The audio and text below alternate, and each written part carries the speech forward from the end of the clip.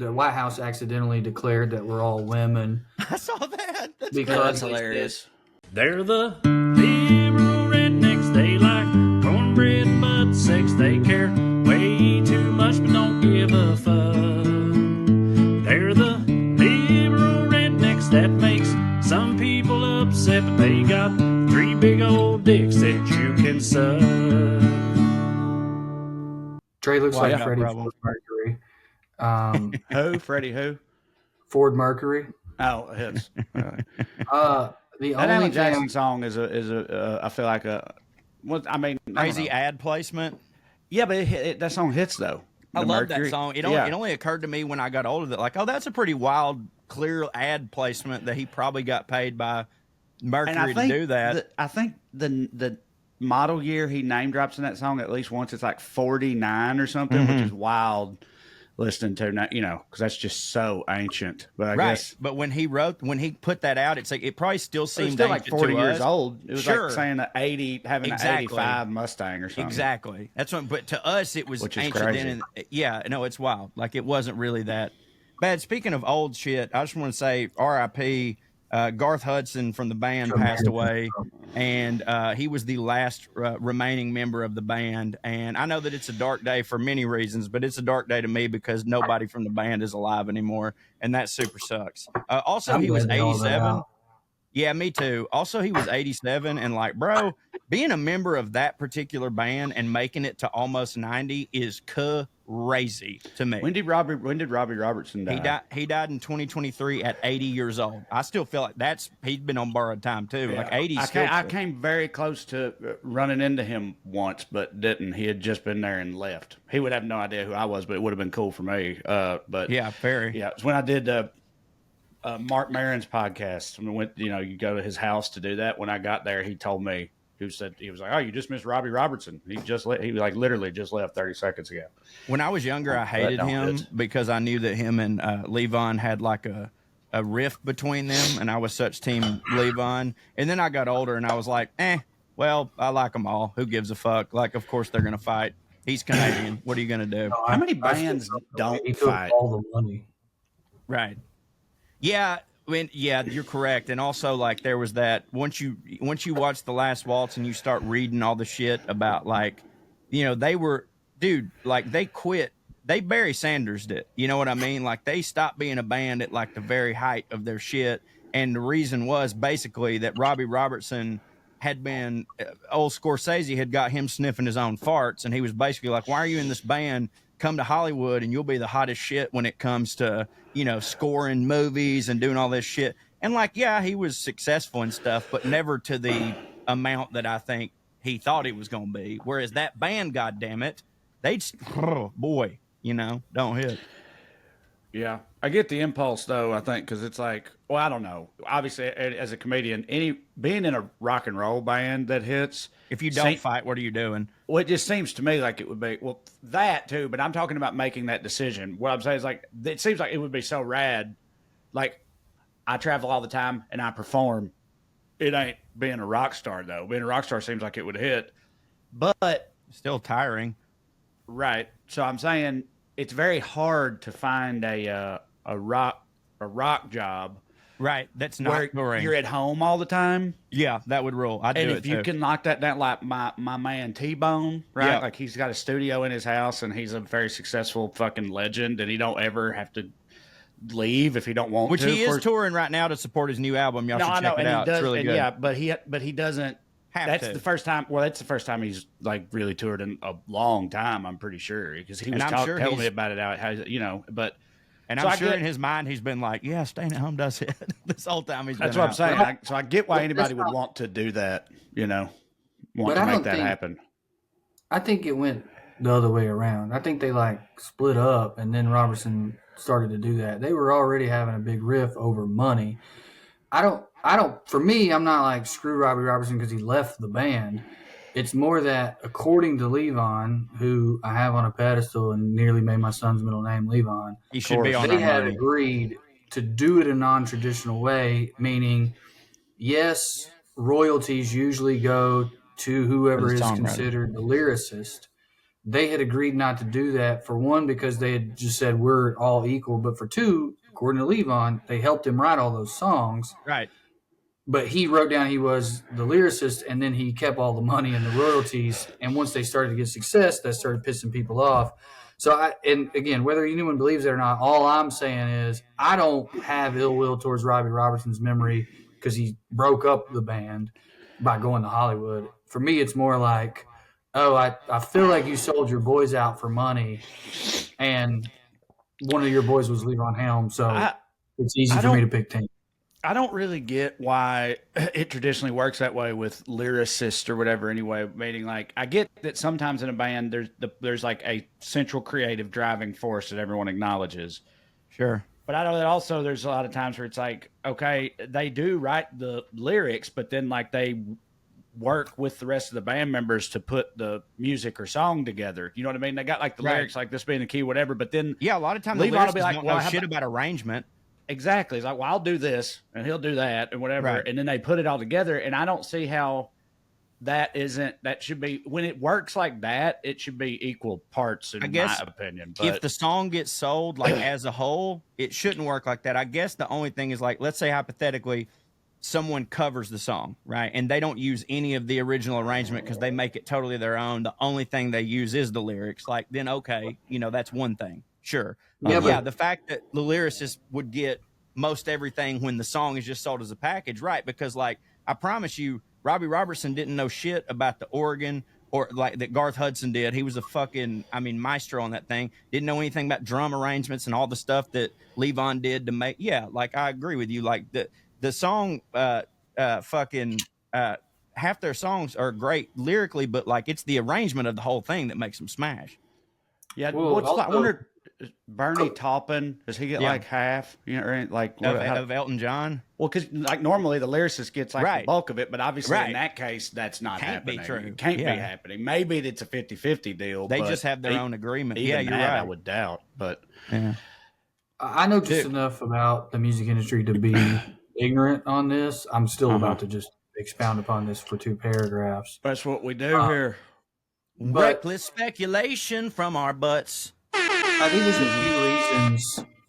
there's a few reasons it is the way that it is. I mean, part of it's just like tradition in the sense of like, there was definitely a time, at least in country music, and this I do know, where you came to Nashville with your lyrics and then they put you up with a studio band, and if you blew up, maybe that became your touring band as well. But the point being is like, we're here doing this. We're paid well. It's our job.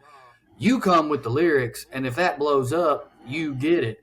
And then the publishing companies started to figure that out, so they started pulling people as, giving them songwriter contracts so they could get the money, and then no one in the fucking band would get the big blow up for the first certain number of years.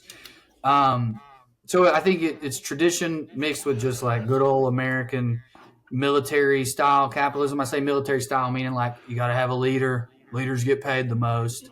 I know that a lot of bands chose to do it a different way with the knowledge going in, like, hey, I'm not interested in that.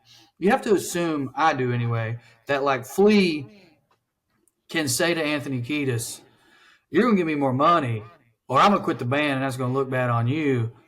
It also seems like those dudes have known each other so long, maybe that wasn't the tenor of that conversation, I do feel like a lot of people do it slightly differently.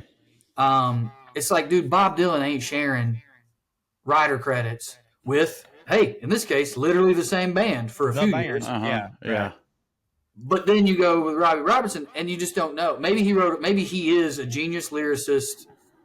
But you also got to think, dude, some of their most popular songs are covers or old classics. I don't think that he's not, but like, a big part of it was Levon was like interviewed one time. You might have even shared this interview with me, and he was talking about like, he's like, yeah, sure. He's like, Robbie Robertson is the one that put it in that order on paper. He said, but half of those songs he wrote after a long conversation with me where I was explaining all this shit to him. Because you would never know that everyone in that band was Canadian except for Levon Helm, because they are almost the night they drove old Dixie down.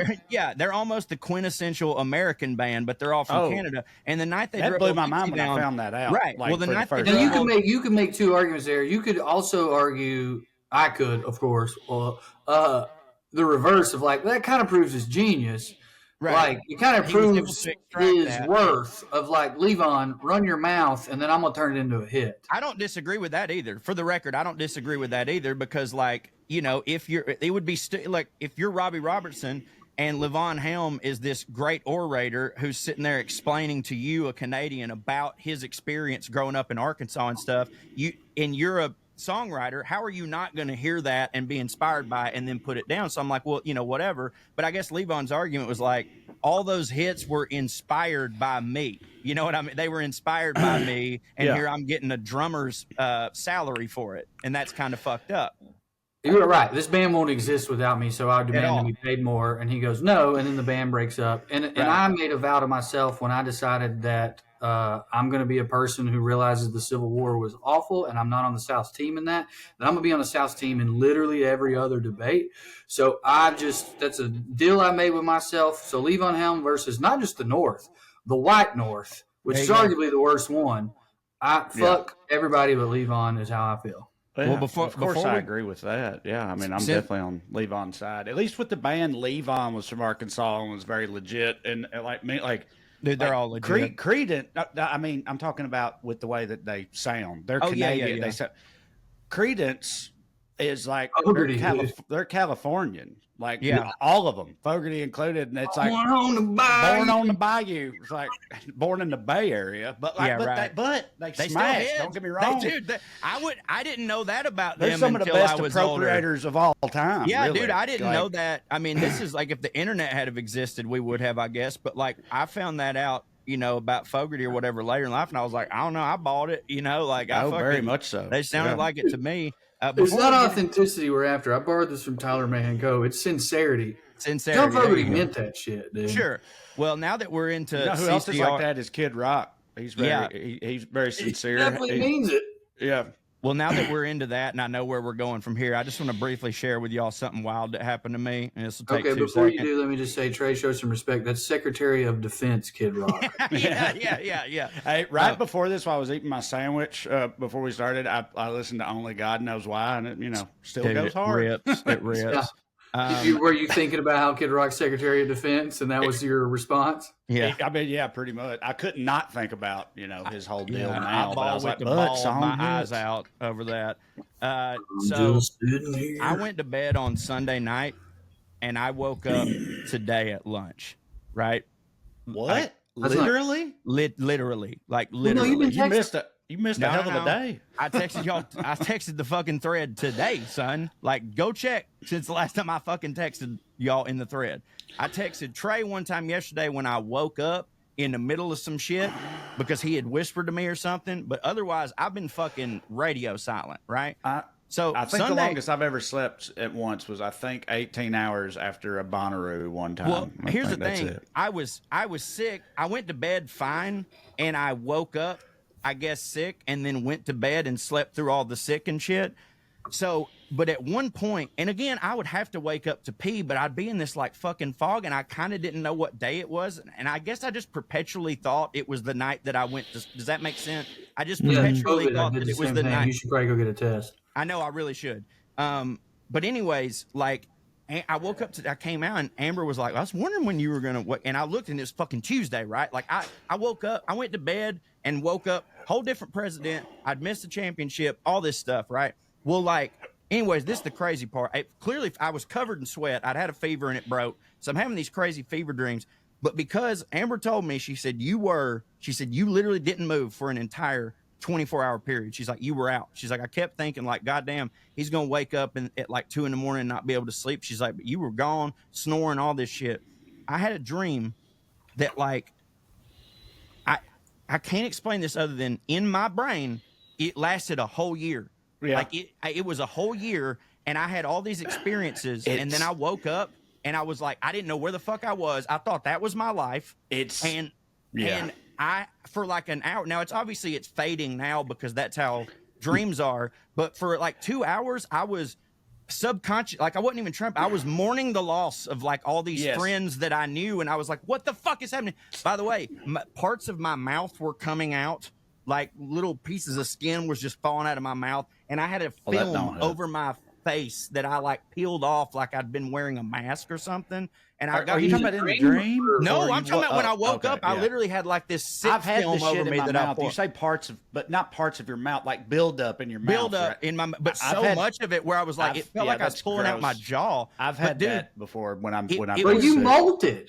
I molted, yeah. But dude, it was the most like, it was the most I don't know, fucking Kubrick movie type shit where I was like, So- I literally had best friends in this dream that lasted a full year. Like I went to sleep in this dream, I got up and went to work. Like it was a whole year of my life and it's gone now. So two things. It's wild you bring this up because one of the things that I meant to tell y'all about was about how wild time is in dreams. I was going to bring that crazy. up on this That's episode. because So of it's- DMT. and it's when weird you do it's weird 24 you had hours that- straight, it's a year. It's weird that you know? had that experience because I was literally going to bring that up because I had a dream the other night where I woke up at 2:30 to pee. And it was a travel day, so I had to be up at like 4:30 to go to LAX and fly. And I woke up at like 2:30 to pee, and then went back down and laid back down and fell back asleep pretty quickly. And I had a dream it was like it covered at least a few day period, and it was really a nightmare because it was a dream about my life falling apart. Mine was awesome. Katie leaving me and fucking realizing that, you know, I got to pay for the house and some other dude is going to raise my kids and all that type of shit. Like I went through all that. My truck. Yeah, that song that Toby Keith song. Who's that man? That's my dog. And not that I would have a fucking dog, right. but anyway, Great. He's got a dog in the yard. and it super didn't hit. And again, in the dream, it was like at least days, like 2 days, you know, and was very in depth and felt very real. And then I woke up again, like, oh, thank God, you know, fully thought it was real. One of those dreams, so relieved. I looked at my phone and it was like 2:58. It had been like 25 minutes or something like that. Dude, And I wasn't even me. That's the crazy part. That's always wild when you have a dream where you ain't you. Dude, I know people don't like to hear about other people's dreams. But dreams in general are insane. That's why I didn't bring. I'm not talking about the actual dream, just the prize. Like nobody wants to hear about my dream. Two but things. I read a long, elaborate anecdote on Reddit once about a guy who claimed, and I mean I believe him, said that he had been in like a motorcycle accident or something like that and was in a medical coma for like a week or so. So he was like knocked out for a week. And he says that while he was out in that coma, he had a dream where he got married, had children, bought a house together, had a job, lived a life. His kids were like 12, 13 years old. Like he partially raised these kids and all this shit. And then came out of the coma and woke up and none of that was real or it ever happened. And he was like powerfully depressed and grieving and all this stuff and had to go to a therapist because like he lost his children and his wife and shit because he had lived this whole life during his coma. And shit like that is just fucking nuts. But it's also like you said, you weren't even yourself. It's also wild. No one questions. Like if you tell Drew, you're like, so I had a dream and Drew, you were there. I mean, you were like a fat black lunch lady, but it was you know. Right, I was wondering if I was in any of these fucking dreams. And you're just none like, of y'all were because it wasn't me. and you just say that, and everybody's like, right, yeah, I get it. Because we all know how that works. But it's crazy that can happen. It's still your brain inside your head. DMT. And it just accepts these things as being normal. DMT, you know? you're right. But dude, I'm telling you, like, and when I woke up, not only was I depressed immediately, that it took me a minute to realize who the fuck I was. You know what I mean? Because I just woke up in a dark room. Like Amber wasn't there. I just woke up in a dark room, and then like fucking, I don't know. It was bugging me the fuck out. And then of course, and now we can get back into what we are talking about. I was having I got something. Well, I was going to say I was having this existential crisis, and then I finally get my phone. I found it, and I start scrolling, and I was like, right, Trump's the president now. Right. Oh, well, at least Notre Dame got big. And then I started having to like re-download actual life into my head, and it seems more like a dream than what I had. Because what I had was very normal. I was this dude in Europe. I had I flew a plane, and that's how I worked. Like I gave tours or something, and my dream seemed so normal, and then I woke up to a reality that seems like a dream. A nightmare, if you will. Yeah. Sorry that that's the way it went. That's okay. I think DMT is, I don't think I'm talking out of my ass. It's why the time is weird. It's also why it feels real. Even when you know it's not, you can't shake the feeling. Is that a sty? What I wanted to say look is, at my eye. Is that a sty? Damn, it don't look. I can't tell if that's just a shadow or something fucked up. No, I'm just now noticing it. That's a sty or something. I'm dying. You slept too long. Yeah. All right, go ahead, Drew. I'm sorry. Well, no, I was just going to say the White House accidentally declared that we're all women. I saw that. Because That's hilarious. They said that, for people who don't know, they said that whatever gender you are at conception is what gender you are, and that's women for everybody. Mm-hmm. And I didn't think that was true till I heard y'all talk about dreams for 35 fucking minutes. That was a good one. Fuck you guys. And then, We're laughing. secondly, you guys were talking about, damn, I'm trying to remember. Oh, yeah, I remember what made me think of this. Sam and I were texting, Sam Talent and I, like 2 months ago. His dad, Dave Talent, is a great guy. He's a kind of a hippie type. I love No the dude. way. He's apparently in love with my wife. Well, yeah. And Sam and I started doing a running bit essentially about how I would be polyamorous with his dad because, like, I got bills and shit. And Yeah. I just, I love Dave enough and I wanted Sam to be my stepson anyway or my step nephew or whatever that would work out as. So I was like, I'm not willing to give up my wife, but I'm willing to let him join my family. Well, that allowed me to tell Sam Talent about the genius country song, That Ain't My Truck. Yeah. Mm-hmm. Nothing's ever been more fun to me than to explain that to him. He got such joy. I mean, soul of a poet, the great writer, a very funny man. He got such joy out of the brilliant simplicity of the metaphor of That Ain't My Truck. That's a great song. By the way, shout out Sam Talent's wonderful book, Running the Light. I don't know if y'all know this. You probably did. Penguin Publishing, I believe, just bought it from Sam, and they're doing a reprint of his once independent book. So, hey, They also sometimes the gave good that ones happened as part of a larger deal they gave him to write more books. Well, hey, So, sometimes the good ones win, and this is one of those. yeah, I texted him when I saw that. He deserves it. Super It's rad. great. It's an awesome book if you hadn't read it. Go ahead and Also- buy it now independently before, And why not? if you're an audiobook person exclusively, that's a great one because I read one of the chapters and that's how I know it hits. So Yeah. check that out. Man, as he's getting more and more successful, Andy really needs to start fucking his dad. Yep, before he flips full conservative, because that's what happens when you get successful now, apparently. In the comedy world, especially. yeah. Can't help Jesus but do Christ. it. He has Yeah, been so- going on Kill Tony a lot, but he told Joe Rogan there was no trans agenda to his face. Yeah, dude, him and Stavros are about say that life. Stav When they also go on pushed Joe, back on like Rogan, that's too. why I saw people, like Stavros went on Joe Rogan not long ago or whatever, and I saw a bunch of people like, oh no, he was our guy, and now I'm like, hey, why don't y'all actually watch the episode? Because I guarantee it's an hour of him just being like, this is fucking stupid. Like he actually. Also, neither of those dudes are liberal. They just fucking, you know what I mean? So it's like if that's where your brain is, anyone who goes on Rogan is not my guy. It's like, well, they weren't your guys anyway. That's not really what they are.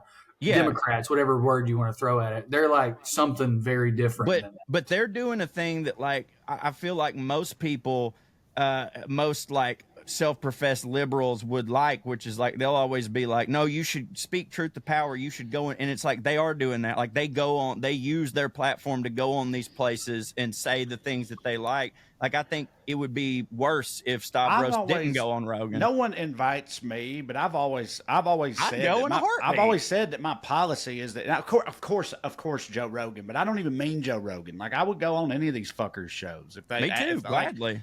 Because I feel like it's a bitch move not to. But maybe I'm wrong. Maybe it's Now, like if a you bad go- look or something. No, but I would, dude, but if you- like if fucking Tim Pool or any one of those dudes like wanted me to come on their show and fucking just talk, I'm not. As long gonna as you say stand no. on business. I know that's what I'm saying. So I don't get think- people yeah, I think having that, people like that to, like- mentality either. You know. I think people like to pull a clip of people getting along and then like put that Yeah. out and be like, this Right. is normalizing it. And look, it is. Like that wouldn't be your fault. You know what I mean? Like if there was a 10-minute section of you guys talking about something that like a movie you both liked, it wouldn't be your fault when that got isolated and put out there. But the effects of that being isolated and put out there would be a certain amount of normalization of, I don't know, Ben Shapiro or whoever else. See. Because I think we end Mark- up talking about very stand funny. up. I think Mark, for example, would tell me that it's bad and I ought not do that, and I should be ashamed of myself. I mean, don't you think so? Yeah, No, but I think we he can't would- base our lives on what Mark would I'm have us not. do. I'm just saying. I think he would say what I'm saying. I think he would say it will end up bad, but it wouldn't be your fault. I mean, it would. Like the powers that be would use that for negativity. Sure, but It's as you know long- what it's like. It's like that Seinfeld clip talking about cancel culture was seen by, I want to say, half the world. And then that clip of him saying I was wrong was seen by like 200,000 people. Yeah. The arc of that was wholesome, moral, interesting, in my opinion. An old man processing the new world and then getting it right. But the reality is, Seinfeld became fuel for people to be the worst. And then when he backtracked, those people never saw that he did that or didn't care. Right. And I think Mark would say something like that, and he'd be right, but I still think you should do it, dude.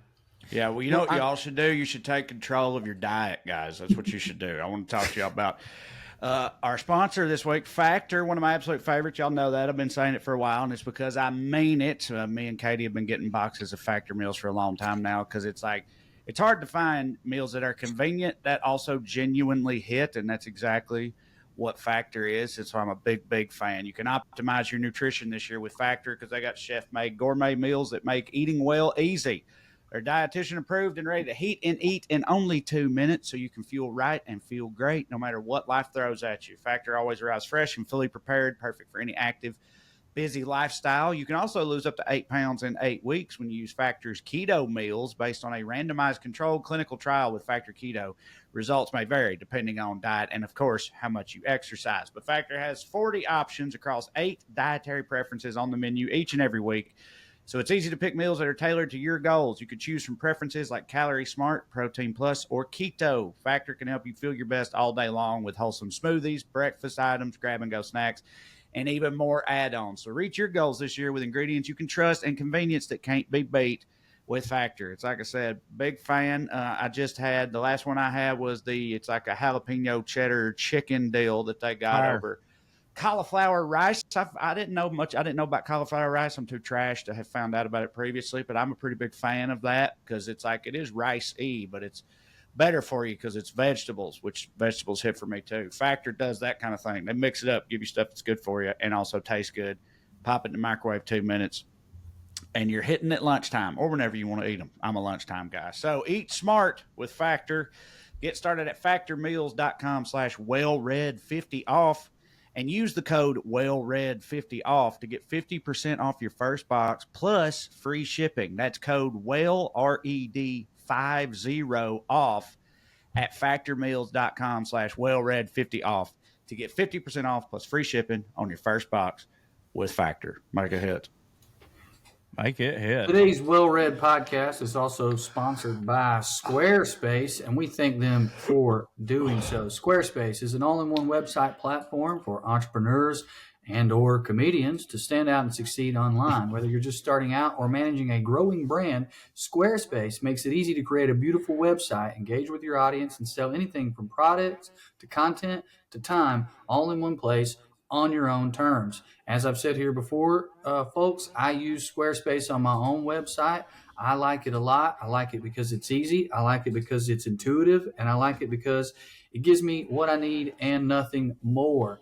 Now, I'd like to tell you about some of my 3 favorite things about it. They call it a fluid engine. What does that mean? To me, it means that it's easy to use. It's a next-generation website design system from Squarespace, and it's never been easier for anyone to unlock their own creativity because you have a best-in-class website template, and then you can customize every design detail, and it's easy. They got drop-and-drag technology. I promise you, if you're intimidated about making a website, their fluid engine and template will make it easier for you. Another thing I like about it, customizable merch. It's so easy to sell merch on their website. You can get a passive income stream. You can engage your audience and scale your brand. You can design your own products on there. You got production, inventory, shipping. That can and will be all handled for you. The website templates themselves are very flexible. I have changed my website a couple of times. It's always been easy. I can't stop saying that word enough. When it comes to website design, I'm computer dumb. I'll be honest, WellRED fans, I feel like a lot of y'all are too, but you're always asking us, how do we get to the show? And I'm like, well, the address is right there where you bought the ticket. Even you guys can use Squarespace because of their flexible website design templates and that fluid engine. And then, like I said, they got merch, which also hits for me. So you can head to squarespace.com for a free trial. And when you're ready to launch, go to www.squarespace.com/wellread to save 10% off your first purchase of a website or domain name. That's WellRED. That's squarespace.com/wellread. 10% off your first purchase of a website or domain, and we thank them for sponsoring our show. Playoffs? We're talking about the playoffs? You bet we are, baby. Get on the action at DraftKings Sportsbook, an official sports betting partner of the NFL. Scoring touchdowns is key to winning the playoffs, and you can score big by betting on them at DraftKings, the #1 place to bet touchdowns. Ready to place your first bet? Well, try betting on something simple like a player to score 6. Go to DraftKings Sportsbook app and make your pick. Y'all, I've been screwing with DraftKings Sportsbook for a long time, and I go ahead and like to tell y'all what action we can expect coming up this week. Like today, I'm looking at my NBA betting lines. We got, let's see, the New York Knicks versus the Brooklyn Nets. All right, they are giving the Nets 12.5 points. I kind of like the Knicks on that, but what I'll probably do is I'll bet 20 on the Knicks spread, and then I'll go ahead and throw like maybe 10 on the Nets money line at plus 525, little hedge action. You never know. One time I won like $100 on Saudi Arabia and soccer. I don't even know how soccer works, but I do know a good value when I see it. You know what I'm saying? Tomorrow, for instance, you could go ahead, or no, today as you're listening to this, they're giving the Dallas Mavericks, they're giving them 2 points. I say take them. I don't listen to me, but it is a lot of fun. Listen, new DraftKings customers can bet $5 to get $200 in bonus bets instantly. Oh, and just so y'all know, not that I want him to, but I probably made more money on Patrick Mahomes and DraftKings than I have doing comedy in my entire career. Don't bet against the man. New DraftKings customers can bet $5 to get $200 in bonus bets instantly. Download the DraftKings Sportsbook app and use code WellRED. That's code WellRED for new customers to get $200 in bonus bets instantly. When you bet just $5 only on DraftKings Sportsbook, the crown is yours. Gambling problem? Call 1-800-GAMBLER. In New York, call 877-8-HOPE-NY or text HOPE-NY 467-369. In Connecticut, help is available for problem gambling. Call 888-789-7777 or visit ccpg.org. Please play responsibly. On behalf of Boot Hill Casino and Resort, Kansas, 21 plus, age and eligibility varies by jurisdiction, void in Ontario. Bonus bets expire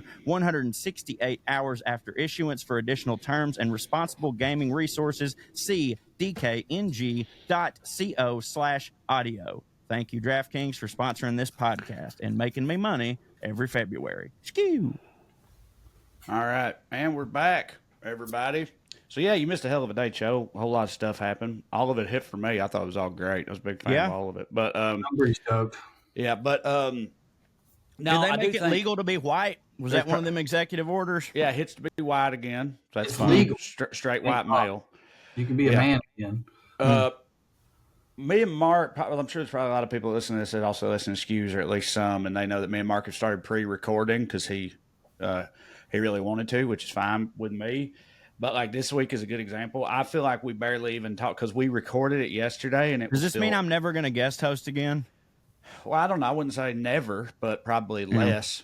You get used to not ever guest hosting after a while.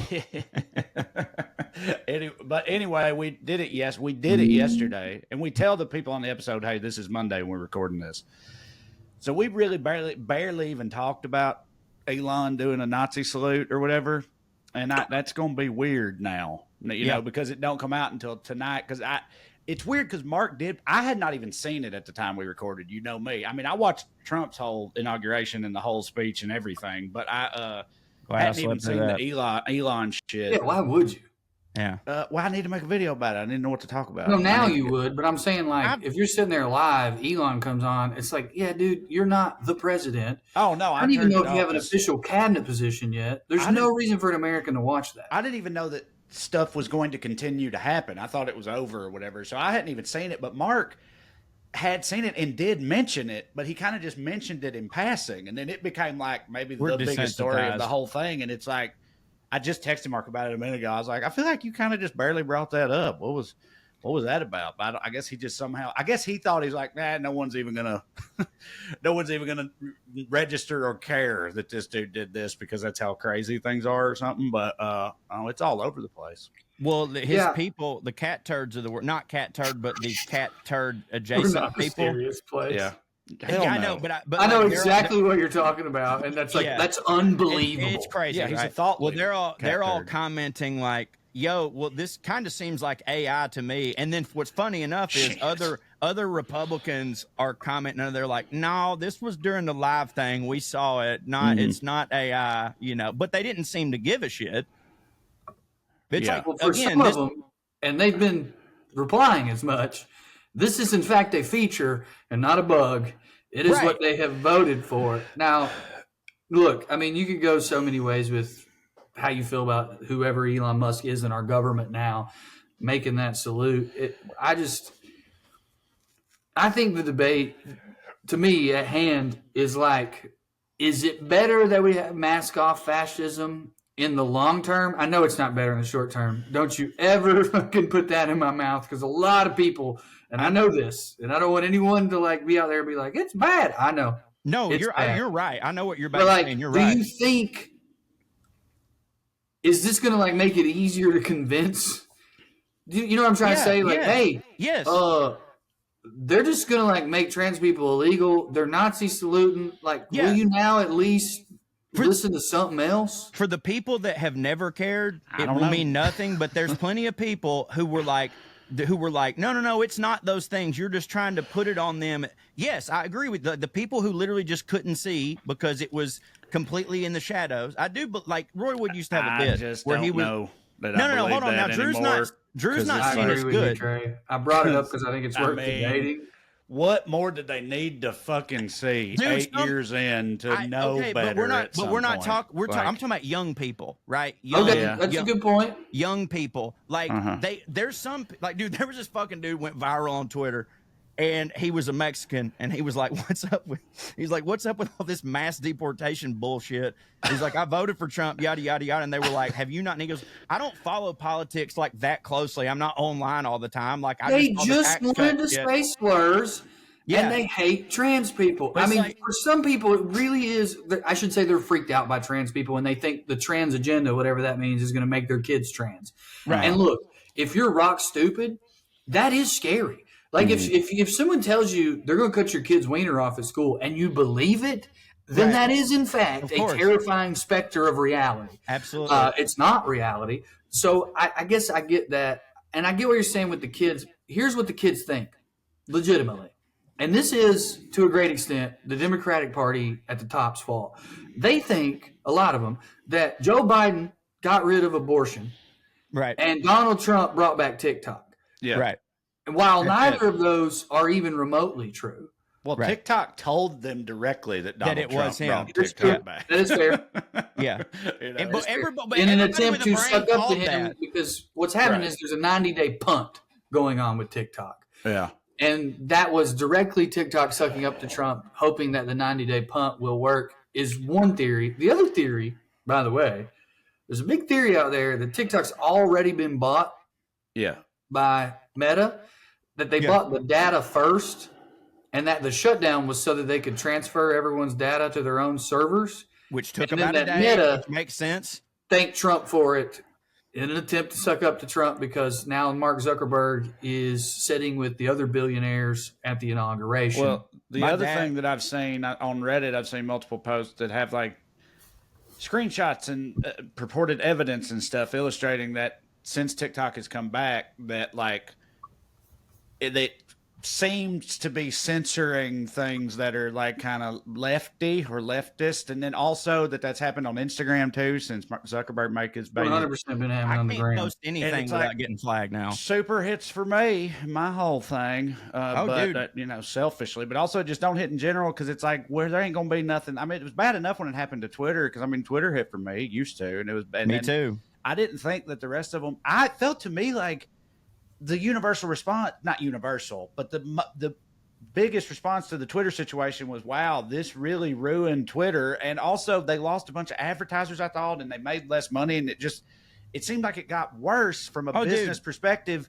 So it's wild to me that the other companies are doing the same thing, but maybe it's just, they're just kowtowing. It's like Trump has won. So they're like, we got to do this, or they'll shut us all down. They're getting to where they're firing all their employees and replacing them with AI. So it doesn't matter if they lose a little less money, because they don't have to dole as much out. But like my dad, my dad called me like, I don't know, a week ago or whenever the TikTok thing was about to go in. He's like, hey, you don't, because CapCut, the thing a lot of us use for editing, they're owned by the same people. And he's like, hey, you don't have any like projects going on CapCut right now that you haven't finished, right? And I was like, no, everything I do is like 30-second, whatever. He goes, okay, well, just, Trump's going to ban TikTok. And like, so if you got something on there, you need to get it done and figure out something else. And I said, Dad, that shit will be back up in like a day. I said, this is all a fucking ploy. I said, this is literally just being set up so he can look like he's a hero because that will make him hit really hard for young people, right? I said, that's all this is. I ain't fronting it. Dad's like, no, I don't. No, absolutely. That's not going to happen because it's a threat to democracy because of the Chinese or whatever. Well, I ended up being right. And I'm sure my dad's not going to apologize to me, but whatever. I'll give you my take on that. There is no powerful entity that wanted TikTok to remain the way that it was. I think it's a mix of everything. I think the military side of our oligarchy is in fact afraid of China, and China having our data could be bad. I think they're also afraid of the Chinese people being like, hey, guess what? Sometimes being communist hits, maybe not if you're a Uyghur, but like if you're, a regular Chinese person, we're crushing it over here.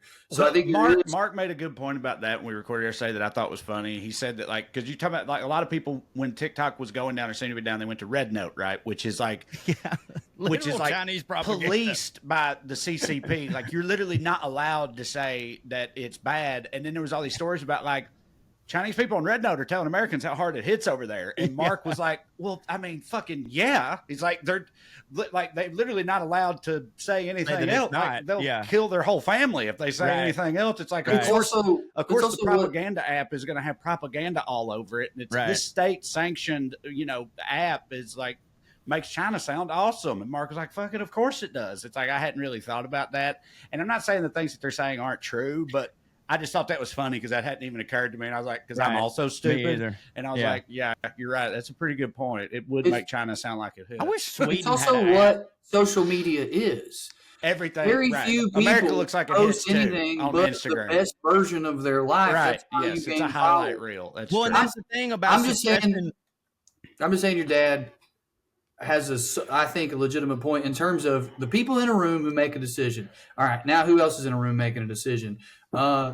I think that APEC has proven to be one of the most powerful lobbies in the fucking world, at least in America. For sure. And most of the anti-Israel, pro-Palestine stuff that I've seen lately originated from TikTok because it was, in fact, being suppressed elsewhere. That's a fact. And then on top of that, who else did they let in the room? Elon, Zuckerberg, Bezos. TikTok is 100% eating away at all three of those businesses. Right. Now, the Elon and the Zuckerberg thing, that's obvious. Elon and Zuckerberg own boomers when they're on social media. That's on Facebook. Millennials, that's on Instagram and X. And Gen X, they're on all three. Yeah, right. But the young kids are on TikTok. If you let big American tech into the room to make a decision and they go, hey, we think TikTok might be a threat, they're going to be like, you're damn right it is, while they're foaming at the mouth to get a hold of that data and those kids. Exactly. And then you add to that shit. I lost my train of thought. I had an even better point. Well, what I was gonna say was you're like, oh yeah, on Red Note, like they literally aren't allowed to say anything other than that about China being good or whatever. It's like, well, if you look at TikTok, Twitter, and Instagram and Facebook in America, right? It's like, who are the only people in America who were ever pointing out America's faults? For the most part, it's leftists, right? The only people who are constantly talking about how great fucking America is the fucking Republicans. But they actually kind of don't. They act like they do, but all they ever do is bitch about how much America sucks and how terrible everything is all the time. I know, but I'm talking about two other countries. I'm talking about two other countries. Two other countries, Republicans are always going, we're the best. That's why you motherfuckers want to come here. Shit's great over here, and if you don't like it, leave. I agree with you. We're all on the same team, but I'm saying, like, as ambassadors for us being number one, the people doing it on the internet are all fucking Republicans. So now they want to suppress the leftists and shit who are constantly pointing out, we don't have health care, we don't have fucking this, blah, blah, blah. Those shits go down, and now that Trump's president, the only goddamn thing you see on TikTok is fucking hoorah, we're over here, we're number one, get on my boat, fuck Chinese, whatever. But I agree with you that you're right. Whenever they're not in office, they constantly go, we got to get in here and make America great. And it's like, what do you mean? Wait, do you not like America? If not, then fucking leave. But it falls on deaf ears, The other point I wanted to make, and I can't believe I forgot it because it was the best one. Jeff Bezos, the only threat, even a modicum of threat to his business, was starting to become TikTok. TikTok Because he had had to shop on there. TikTok Shop and Yeah. TikTok Shop. Now, sometimes they would use Amazon, but they didn't have to. And it was directly competing with Amazon in terms of where you get your little trinkets and gadgets. Now, was it a big competitor? No, but he saw the writing Big on the enough wall. though. He Now, wants it all. there's 100% other industries that some politicians have brought up, but it's never made the news as much, where the Chinese government actually is who's making money off of it. Because when you trace it back to the companies that own the companies, power grids, the Chinese government's making a shit ton of money off that. They own half of our pork farms, which is like a weird thing, but they do. Like, if you get a pig from Iowa, if it's from a big farm and then that farm's owned by a conglomerate, China, 50-50 chance owning it. This stuff ain't getting brought up. There's like, it is, but there's no huge push to get China out of our pork. There's no huge push to get China out of our real estate. There's no huge push to get China off our power grid. Why is that? I think there's a few reasons. I think your dad's somewhat right, the military. I think you're completely right. TikTok's the place where people are shitting on them. And then I think that tech is who is coziest with Trump in terms of big business. It's not oil anymore. It's not even military industrial complex as much as it used to be. It's tech, because Right. tech is the military industrial complex. There's a scary Right. one for you. Yeah, buddy. So they don't want TikTok to exist. There's no one in the room with power pushing back on this. Every faction of power that I can think of, who would it be? A Chinese businessman? In this particular case, they couldn't buy their way out of this. That's my theory. Well, I'll take my tinfoil hat off. But here's why I think Drew's right on the, and this is going back a little ways, but why the mask off fascism overall is, again, none of it's good. Mask off fascism or mask on fascism, both bad because it's fascism. But I do think the mask off fascism is going to be better long term for everybody because Not everybody. Some sort people of, are going to die. I mean, I know, but I'm saying like in the long run, it will be better to somehow make it. If we're gonna make the turn and stop it, I do think it's better that it's out in the open. Because Like then at least Roy you know Jr. where they are, right? Yeah, That's the Roy argument. Jr. had that bit with that I Yes. love, which is like I don't want them to get rid of the rebel flag because that's how I know what gas station not to go stop to in it. Mississippi. And like again, I know Trae, you said you're like, what more do these fucking people need to see for 8 years? I hear you, but you were underestimating how stupid and gullible most people are because for the past 8 years, but it also- I think It you're also just- overestimating how brave they are, Corey. It also, Yeah, but- there's a whole other aspect to it though because dude, when Trump first happened, and this was a big part of it, and it's like they're just openly being, they're like he has emboldened them to be this way. Back in 2016, this was being talked about then, and at the time I was saying it's like, look, you know what? End of the day, I prefer them to be honest about it because at least then we know where they are. I was saying that for a long, long time, but gradually over the years, I've kind of changed my own mind about it because Sure. it's like then that just I recruits kind of more miss them. them pretending Cutting at up. least that they're not. Yeah. Like because it's like, you know what I'm saying? It's like used to there was just things you didn't do and things that weren't socially They had acceptable to inside do. racism. And They're even if a inside person racism was boys. like that, I kind of miss them just at least having the decency to act like they weren't most of the time. I agree because it made it easier to just have nice conversations at the grocery store. Like there's, we talked about, there's a lot of people who, when the whole Trump thing came out and I was like, oh, wow, I remember this is not Republican. This is crazy. You know what I mean? Yeah. And then I'd find out that like, oh, goddamn, this is actually how so many people that I loved actually are. They just weren't allowed to do it. Right. You But see, that's the other part of it. Now that they're allowed to do it, they find each other more. They get together Right. more. They grow their own numbers. Back when they used to Right. have shame about it, they didn't realize how many of them there were. It was hard for them to find each other. And but that there was- also is, so I've completely kind of 180'd on that whole thing because I I hear used to you, feel but- that way too. And I don't think I do anymore. Yeah, I don't hear give you, a but- fuck about conversations at the grocery store. I think to me it's more like it's easier to take people's rights now in the mask off version. The only thing that's harder about the mask off version is sustainability. Like you can't, with the mask off version, you can't be like, well, we got to vote and blah, blah, blah. It's like, nah, we got to fight. We got to have a fight right now. I just think there's so many people susceptible to like what Andrew Tate has been screaming for years, like, oh, it's all a matrix and they're just kind of making everything appear to be one way. Like there's so many people that would hear Trump say something horrible, and they'd be like, no, listen, they fucked with this audio, they took it out of context, they're like, all the Democrats are doing is making it seem like it's this when it's not. But now they really are just like, they just be doing it, and maybe I'm just holding out hope that maybe the younger people are like, oh fuck, that looks literally just like the Hitler thing I saw. Using Elon, dude, I don't know how you, other than it, and it's clearly not fake, but other than being like, well, this has got to be fake or something, I don't know how you can defend that shit, even if you're on there. But well, like, one of two things happen. Either he did a Hitler salute, which is not good, or he's too stupid to not know that that would look like a Hitler salute. Either way, which is also not good. Right. Either way, it's bad. But about Trump, though, because like I said, I watched his whole speech yesterday, and it's not like this was a novel thought for me, but I was thinking throughout the whole thing, I was like, dude,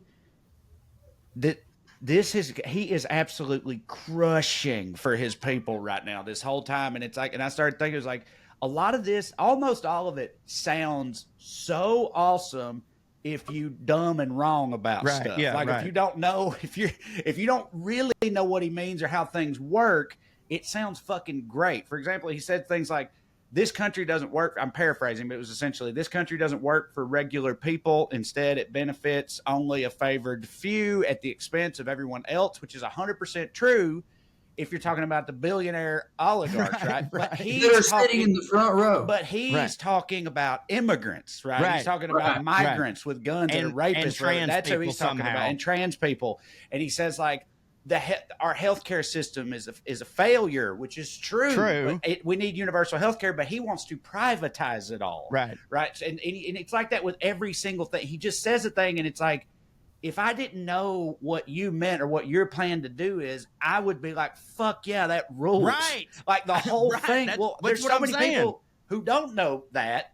And so they just hear what he's saying, and they're like, God, this guy is awesome. And it's like, it sucks, you know. Like, it blows, man. It requires some level of critical thinking or whatever. Well, and two, like, people just don't have or do that. Well, and it's funny because when the Democrats go on and they give some sort of speech where they're talking about this idealized America that could be if they're elected, they'll always go, well, that's great, but anybody can just say stuff. It's whether or not they're actually going to get it done or not. And it's like, right, well, he's doing the same shit right now. Like, he's just saying a bunch of shit that he does not have, him and his cabinet do not have the wherewithal to make a reality. So yeah, like, oh, look at him. He's such a good president. No, he had a good speechwriter and he fucking delivered it. Like, until he actually does any of these things, like, what are you fucking talking about, dude? Like, what, by the way, why didn't he do that when he was already here? He was here once, and none of that even got an inch closer to getting done for y'all or for anybody. See, but the thing is, they remember it as being great that they do. Like, his whole time during the campaign, he was like, remember how awesome my first term was? And all those people are like, hell yeah, rule. The worst. They're going on feeling. That's but I'm saying they in their heads, Trump had us fucking kicking ass and taking names, and then Biden came in and ruined it all. Like, that's how they remember it. That's something that, like, these people just like talking shit. That's their power. We like talking shit, and it's nothing. Yeah, and they're afraid of trans people. They're legitimately afraid of them, and immigrants. The Democrats do know what I'm about to say. They do know that people kind of just go based on feeling. The Democrats screw up how to manipulate those feelings and what to do with them. But Trump, the Republican Party in general, is so good at, like, oh, I know what my base's vibe is. And then Trump is a specific, once-in-a-generation talent at pulling that out. Yeah, we need one of them. That is, I mean, I'll be honest. I don't want to say, like, I'm legitimately scared, like, more so than I have been. I think I'm, like, at the same level I've been at for a while. But I do feel like J.D. Vance, Peter Thiel, Elon Musk, Zuckerberg, and Bezos being in the room with the guy who wants to be the emperor god adds a layer of darkness that I never felt with Bannon and the, like, anti-globalist people, because these cats are dreaming of a Bitcoin economy where everyone's information. I mean, Black Mirror. Think about the worst Black Mirror episode. This is their wet dream. Dude, Trump just and Trump's his own money. And they have the most money. Right, yeah. And that does terrify me. And, yeah, man. I mean, that's you nailed it, because this time, like when he first came out the first time, it's like he was the most dangerous, crazy person in that room. And now he's surrounded himself with people who are way more crazy and way more dangerous and have the money to get all this shit done. Like it is scarier. Like the first Trump presidency was scary, but it also felt like we were so like, holy fuck, did this just happen? Now it's like, I don't know, man. Like Well, it was also Steve Bannon wanted to shut our borders down and kill everyone who wasn't white, and I didn't like that. Me I either. was against it, but I could think of several reasons it wasn't going to work. Because of him, yeah. What they want to do now is they're saying they want to do that because they don't give a shit about it, and what they want to do is turn us into some weird technocrat state. I mean, look, what's happening here is a changing of the guard among the oligarchy. It used to be oil barons and certain industry titans, and now it's mostly tech and Amazon. It's fun to watch them kill each other. Buddy, here's the problem with that. The industry titan people that are being replaced, they know that they have a better shot of just like adapting to the brave new world. Right. Well, yeah, I mean, they could just go get on their island, you know? Yeah, I mean, well, I know, or they could sell cars to the robots who are going to need them or whatever. I don't know. They're like, this isn't fair. My great grandson won't have all the money in the world. Oh no. Right. Yeah, that's why they're not scared. Yeah, yeah. It sucks. We're nearing the end. I'm not trying to leave y'all on a cliffhanger. I'll give you time to respond. My heart won't let me not say, for me, I'm speaking for me, I'll never forgive the Democratic Party for the way they fucked this up. They did fuck it up. I won't hear anyone say that they won't. I'll have a conversation with you, but I've thought about it. I've read about it. They blew this so hard. And so they could continue to kill fucking brown babies in Gaza and tell me it's not a genocide. It's so I got these people saying all these dead kids ain't a genocide, and now I got these people saying that ain't a fucking Nazi salute. I almost did it to demonstrate my point. We're being asked to. We're being told in real time that things that we know are true aren't true. Right. That we and saw that with is our eyes. what's. But that's what's scary about. That's where I'm like with Trae, Corey. People are looking at reality and then saying that something else is true. Yeah. I just don't know if we're coming back from that. No, I hear you. You're right. Go ahead, Trae.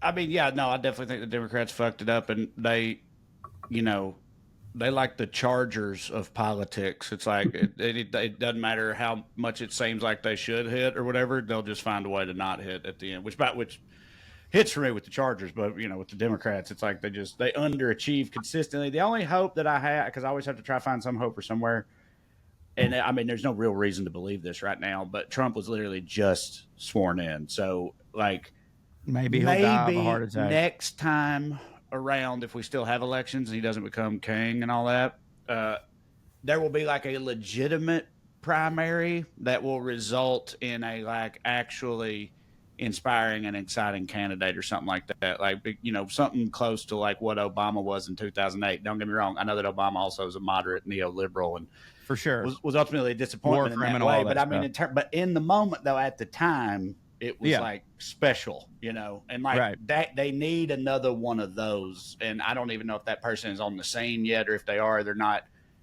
expected to be at that. He had a meteoric rise. I think he started the midterms in 2006 and then he went on from there, and they need something like that to happen to have any kind of hope of rallying in the future. It needs to be a younger person for sure, and who actually inspires people and who cares about the type of shit that Bernie cared about. And that apparatus won't get behind someone like that, in my opinion. They might get behind a neoliberal, and that might be the fight you were talking about, Corey. That might be like big oil, right? And all those moneyed interests saying, all right, we need one of these dudes because we can't deal with one of these other dudes. Like, they're going to fuck us in the end too. I wish I had shared your hope that it would be a Bernie type. I don't think that apparatus will get behind the Bernie type. I think that we are about to embark upon a 20-year fall of an empire, and I hope that what happens is very few people as possible die or end up in some kind of camp or jail. I mean, they're already building them. They're already mass deporting people. They're already doing versions of it. It's here. It's not like in the future. This isn't speculation. It's already happening. I mean, we're already funding a fucking genocide across the ocean, and that was supposedly the good guys. It's already here. My hope is like it will be as painless as is possible, and then it's kind of like Germany, where you land somewhere, you take your licks, but you know why that happened? Because they lost the shit out of a war. Right. Yeah. Well, I'm glad that you lit this flame that has begun us shitting on the Democratic Party, because I'd like to add one more thing to that before we go. I would. Because frankly, I think, a lot of, even we've said it before, like, oh, the Democrats have a lot of infighting. We never stick together on anything. And like I've said that, and I agree with that. I said, however, what we're doing is the Democratic Party. I won't even say we, it's them. Like, I know several, Democrats like us are like, no, that what y'all are doing and what we want is two different things. And the only way that the party will ever change and be for the constituents is if enough people, and very loudly, bitch for them to change. So no, I don't agree with this whole, like, let's not no, fucking tell them this shit. And I saw this the other day, like, somebody fucking tweeted at me. They were like, I used to love you, Corey, but with your last couple posts, I don't know if you're on the right side anymore. And I was like, what the fuck? And I was like, oh God, I got drunk and tweeted some shitty stuff. I looked through my post and I'm like, it was like me shitting on JD Vance, me shitting on James Woods. You talking about how hard Mel Gibson hits? No. Well, there was that, but sure. There was that. That wasn't a tweet, though. That was a reply. It was just some poor Jewish fan who thinks he's a big Mel Gibson anti-Semite. Hold on. That was a reply to someone, and what I said was, fuck Mel Gibson as a person, but let's not act like the man didn't have an incredible run and quit calling him untalented. But I'm going through all these things, and I'm like, what could this person mean? There's one post in the middle of all that where the Democrat, like the official The Democrats page, they shared some fucking video a day before the inauguration that was them like making a sweater. It was like, Donald Trump says he can't be out in the cold, and they were like printing a sweater that said snowflake on the back. We made this for him, and I shared that, and I was like, hey, this is the dumbest fucking thing I've ever seen. So dumb. I said, why don't you sew together a better fucking campaign while you're at it? And they took this to mean that I was a Republican shitting on the Democrats. And I'm like, no, I'm here to tell you I'm a Democrat shitting on the Democrats. And then this person's like, don't you think they are kind of being snowflakes for this, Corey? And I'm like, yes, of course. But like, you just look stupid. This is a waste of resources. This doesn't help fucking anybody. If your entire campaign is like making little Daily Show type fucking tweets at the Republicans, you've lost the fucking game, dude. And so, yeah, I think that for 4 years, we need to, anytime the Democrats look like they're being stupid and not representing us as voters, I do think we should say something, because if we don't, they'll just assume that everything is fine when it's not. So fuck Trump and all them above all, but also fuck, as Drew said, the Democrats for letting this happen, because they did. That's all I want to say. All right. Well, I'll be in Santa Barbara this weekend. If you already got the tickets, come see me. If you didn't, sorry. Sold out. What's up, bitch? Thank you, Santa Barbara. Also, after that, coming up, I got Salt Lake City, Minneapolis, the Carolinas, a bunch of other places that hit. So come see me, TraeCrowder.com. I am auditioning for Netflix as a Joke, introducing at Zany's Thursday at 10. It's a late show, I know. Coming out, though. Throw me some support. I'll be in Marietta, Georgia the next night doing 2 shows at the Alley Stage as part of the Honest Fox Comedy Festival. And then I'm taking a break for a while. You may catch me around Knoxville, getting up on stage, Nashville here and there, getting those house shows in there. But I'm taking a little bit of a break. So that's your opportunity, guys. This week, Thursday in Nashville at Zany's, and Friday at the Alley Stage at the Honest Fox Comedy Festival in Marietta, Georgia, outside of Atlanta.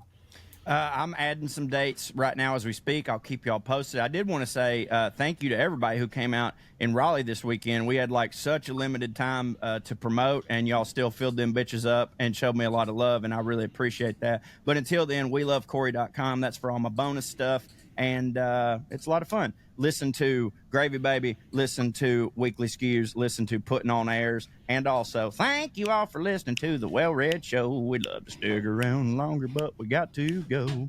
Tune in next week if you got nothing to do. Thank you, excuse me. Thank you. God bless you. Good night and skew. Mel Gibson made great films. Okay? Absolutely. Son of a bitch, no story structure.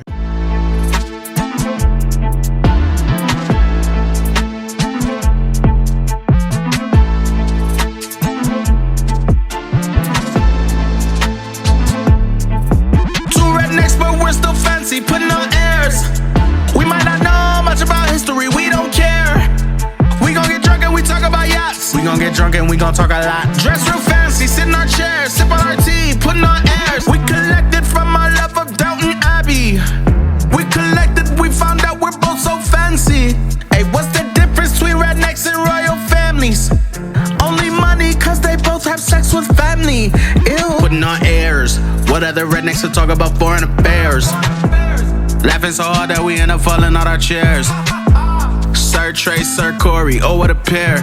High class topics with a redneck flair, oh yeah. Two rednecks but we're still fancy, putting on airs. We might not know much about history, we don't care.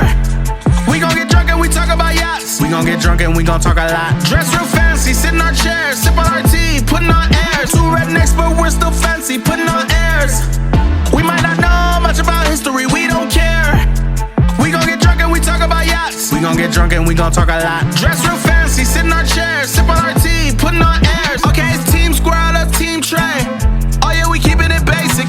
He thinks that the squirrels at Corey's mom's house are racist. And you know squirrels live in the same place for generations. So Trae, you better count your days and you better count your blessings. Cause all the squirrels that you ran over, that you think are nameless, faceless, their families are getting together and plotting on you from the attic and basement. So even though Corey is dumb, fat, and bald, he knows how to avoid drama, don't get squirrels involved. Two rednecks but we're still fancy, putting on airs. We might not know much about history, we don't care. We gon' get drunk and we talk about yachts. We gon' get drunk and we gon' talk a lot. Dress real fancy, sit in our chairs, sip on our tea, putting on airs. Two rednecks but we're still fancy, putting on airs. We might not know much about history, we don't care. We gon' get drunk and we talk about yachts. We gon' get drunk and we gon' talk a lot. Dress real fancy, sit in our chairs, sip on our tea, putting on airs.